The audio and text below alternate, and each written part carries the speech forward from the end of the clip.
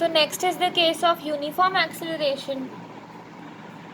If an object travels in a straight line and its velocity increases or decreases by equal amounts in equal intervals of time, then the acceleration of the object is said to be uniform.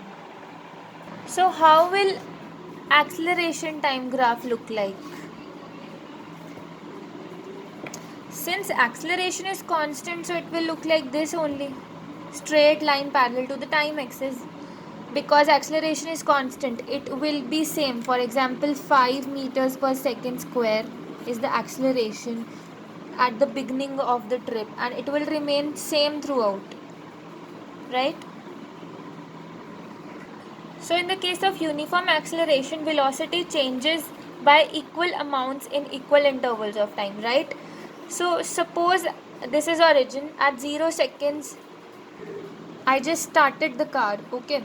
So in the next second, suppose after 1 second its velocity changes to 1 meter per second. Next, after 2 seconds, suppose its velocity again changes to 2 meters per second. Means in 1 second, in the first second its velocity changed by 1, right, from 0 to 1. In the next 1 second its velocity again changed by 1, right? So these 2 points you will get, right? So if I join them, you will again get a straight line passing through the origin. This is the case for the velocity time graph in uniform acceleration. So for position time graph, I have already explained you here that the velocity is changing by equal amounts in equal intervals of time. But at the end, velocity is increasing. First it was 0, then it was 1, then 2, then you can make the next step also 3, 4, 5, right? Generally the velocity is increasing now, but it is increasing by equal amounts.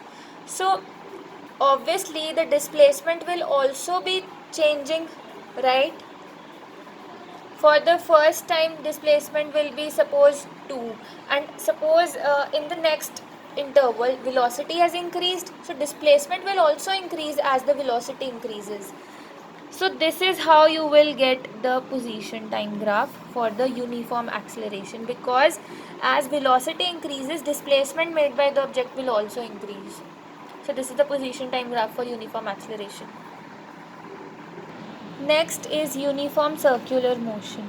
As the name suggests, the body is moving along a circular path, right? That is, suppose this is the center O and the body is moving on the circumference of the circle. So if a body moves with a velocity of constant magnitude, right, along the circular path, the only change in its velocity is due to the change in the direction of motion, right? The motion of the athlete moving along a circular path is therefore an example of an accelerated motion, right? Suppose there's an athlete who is taking rounds of the circle, right? So in this case the motion will be accelerated motion. Why? Because the direction is changing, right? But the magnitude of velocity is constant.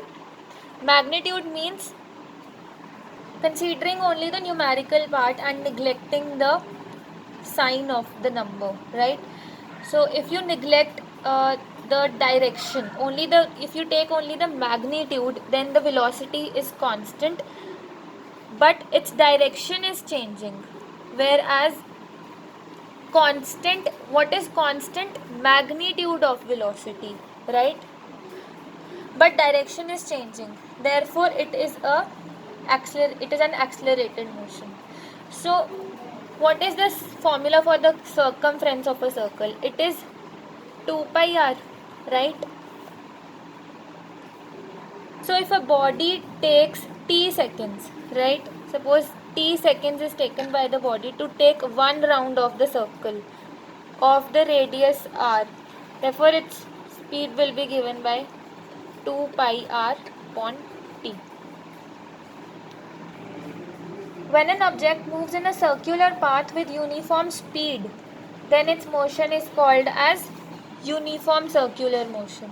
Okay? So that's it. Thank you.